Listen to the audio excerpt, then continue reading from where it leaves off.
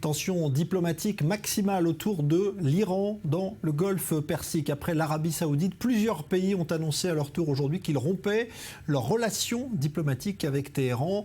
Depuis l'exécution ce week-end d'un religieux chiite en Arabie Saoudite et les violences qui ont suivi contre l'ambassade saoudienne de Téhéran, eh bien, on assiste à une véritable escalade. Joseph Emmanuel.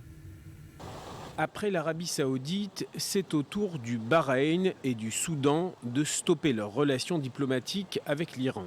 Cette crise sans précédent débute samedi avec l'exécution par le royaume saoudien de Nimer Bakr al-Nimer, un opposant chiite. L'exécution soulève la colère des Iraniens et à Téhéran, des manifestants mettent le feu à l'ambassade saoudienne. Quelques heures plus tard, l'Arabie Saoudite ferme son ambassade dans la République islamique. Je tiens à vous informer tout d'abord des agressions commises contre notre représentation à Téhéran. Au regard de ces attaques à répétition, le Royaume a décidé de rompre ses relations avec l'Iran. Les représentants de Téhéran ont 48 heures pour quitter le pays. Moins de 48 heures après, réaction des autorités iraniennes. L'Arabie Saoudite ne voit pas seulement son intérêt, mais aussi sa survie. Elle ne cherche qu'à poursuivre les tensions. Elle a utilisé l'attaque de l'ambassade comme prétexte pour accentuer toutes les tensions. L'exécution de l'opposant chiite fait souffler un vent de protestation dans les rues de la capitale iranienne. La protestation se propage au Yémen, en Irak et dans d'autres pays à majorité chiite. Le Liban n'est pas épargné par cette protestation. Le chef du Hezbollah voit en cette exécution une déclaration de guerre des sunnites aux chiites.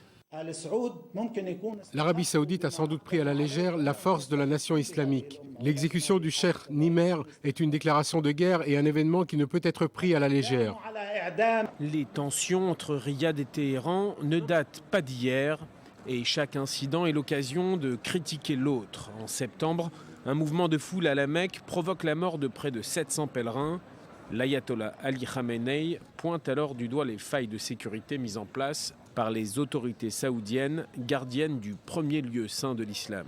L'escalade entre les deux puissances islamiques rallume des guerres par procuration sur les théâtres syriens et yéménites.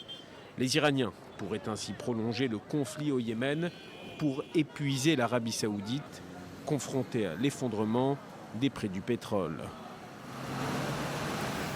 Alors on va s'arrêter sur cette crise justement d'abord avec vous Ali Waqued, bonsoir, vous qui connaissez bien donc ce monde arabe et musulman. On parle d'une crise sans précédent, vous êtes d'accord, c'est quelque chose de très grave qui se passe actuellement? Elle n'est pas sans précédent Jean-Charles, mais oui, dans le contexte actuel d'une division très profonde dans le monde musulman entre sunnites et chiites, on peut dire que depuis le printemps arabe, depuis les premiers signes qui se sont aggravés et qui ont abouti à une guerre sunnite-chiite en Syrie, une tension politique sectarienne aussi au Liban, et une guerre entre les deux communautés au Yémen, le fait que les deux têtes du monde musulman, le pays le plus important dans le monde chiite, le seul actuellement, l'Iran, avec le pays le plus important dans le monde sunnite, arrive à ce point. Cela signifie que c'est vrai une division qui est profonde, qui est réelle. Les Saoudiens, dans cette décision d'hier soir, envoient un message à l'Occident, notamment aux États-Unis, mais aussi aux pays arabes,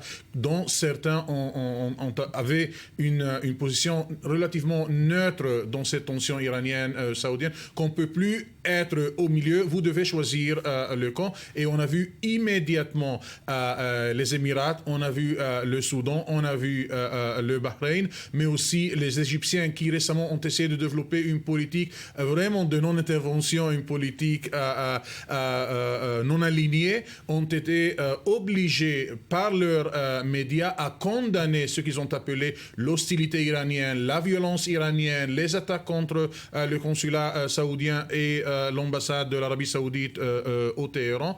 Et Jean-Charles, je crains que ce qu'on a vu ces dernières années n'était qu'un début, un chauffement pour une vraie confrontation sunnite-chiite, pour une vraie confrontation entre l'Iran et la Syrie. C'est pour cela, quelques minutes avant cette décision, l'Arabie Saoudite a déclaré qu'il n'y a plus de cessez-le-feu au Yémen. Son aviation a repris les bombardements contre les Houthis, eux soutenus par les Iraniens. Et cela signifie que cette déchirure, cette division, à mon avis, si on pensait, si on rêvait qu'il y a une solution à cette division entre sunnites et chiites qui, pour le moment, alimente toutes les tensions au Moyen-Orient, on est encore loin de voir une solution. Il y avait une conférence qui a été tenue à l'Arabie Saoudite pour essayer de mettre fin à la crise syrienne ou d'essayer de trouver une solution politique. Quelques jours après, les Syriens, le régime, avec le soutien des Russes, a bombardé un camp des rebelles syriens soutenus par l'Arabie Saoudite. Et cela, pour l'Arabie Saoudite, a signifié qu'il y a pour le moment, il n'y a pas une solution politique dans l'horizon. Il faut donc utiliser toutes les cartes qu'elle possède et grouper autour d'elle tous les pays arabes sunnites. C'est un signe, c'est un message très fort de la part de l'Arabie Saoudite vers l'Iran, mais aussi vers l'Occident. Alors jusqu'où, c'est la question qui se pose ce soir, jusqu'où ça peut aller? Est-ce qu'on peut aller à une confrontation, vers une confrontation militaire? Jean-Charles, je ne sais pas si ça peut aller vers une confrontation militaire, mais cet après-midi, quand le Hezbollah a visé un char israélien, moi j'ai reçu une dizaine de coups de fil des collègues saoudiens et des experts saoudiens qui ont espéré de voir peut-être l'armée israélienne retalier et riposter d'une façon très dure contre le Hezbollah pour essayer de réduire, pour essayer d'affaiblir un acteur de plus qui est dans le camp de l'Iran. Je crains que pour le moment, les deux côtés vont aller presque jusqu'au bout parce qu'il y a quand même,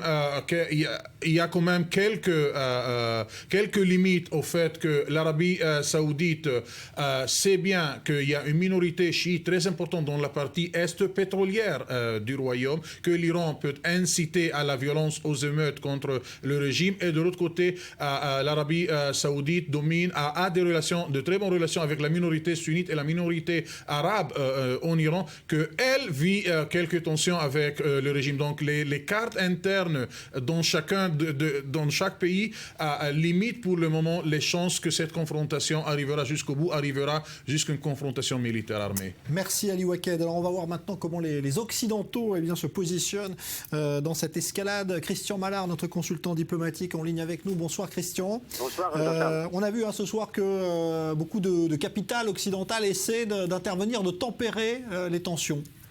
Oui, bien sûr. Et puis on envoie des émissaires à Téhéran, en Arabie Saoudite, à Riyad, donc. Mais les Occidentaux, c'est clair, et Ali Waked le disait très bien à l'instant, avec les États-Unis à leur tête, ils sont pris dans un étau, en effet, entre chiites et sunnites, qui se livrent une guerre sans merci pour le leadership du monde musulman. Alors, c'est vrai que cette situation complique les efforts diplomatiques des États-Unis qui tentent, tant bien que mal, plutôt mal que bien, de stabiliser la situation au Moyen-Orient. Cela dit, Barack Obama a des moyens de pression sur l'Iran, si nécessaire, en cas de dérapage, en réactivant le système des sanctions économiques. Et puis sur l'Arabie Saoudite, eh bien, qui est très dépendante des États-Unis, en matière de défense et d'armement, les Américains, en effet, peuvent aussi exercer un certain nombre de pressions si nécessaire. Alors, Christian, il y a un effet, en tout cas, un premier effet constaté de cette crise, c'est la remontée du prix du pétrole aujourd'hui, ce qui peut-être laisser penser, pourquoi pas, à une action concertée peut-être des Saoudiens pour faire remonter les cours? Avec les Saoudiens, tout est possible. Mais ce qu'il faut dire, Jean-Charles, c'est qu'en tant que premier producteur de pétrole mondial, après avoir longtemps maintenu à travers l'OPEP, l'Organisation des pays exportateurs de pétrole, le prix du baril à un niveau plutôt bas, qu'il a plongé dans une crise budgétaire, l'Arabie Saoudite peut se rebiffer et se venger pour inciter les États-Unis à rebattre les cartes au Moyen-Orient à 3 niveaux. Je m'explique. Je vous rappelle tout d'abord qu'elle n'a jamais accepté la signature de l'accord sur le nucléaire iranien, qu'elle considère comme une trahison des États-Unis, et elle provoque peut-être ce regain de tension au moment où l'Iran, dans le cadre de la normalisation de ses rapports avec la communauté internationale, va récupérer, et ce n'est pas rien, 100 milliards de dollars qui vont sans doute lui permettre d'étendre davantage son influence au reste du Moyen-Orient, comme le disait Ali tout à l'heure, en Irak, en Syrie, au Liban, au Yémen. Deuxième point, en agissant ainsi, elle menace d'hypothéquer les chances de reprise des pourparlers de paix sur la Syrie qui sont prévues, je vous le rappelle, à la fin du mois de janvier à Genève. Et puis enfin, elle démontre que sa priorité, on le voit bien, c'est la lutte contre l'Iran et ses alliés, ce qui peut faire le jeu de l'État islamique, et ce n'est certainement pas ce qu'on est en train de rechercher. Merci Christian Mallard, donc consultant diplomatique.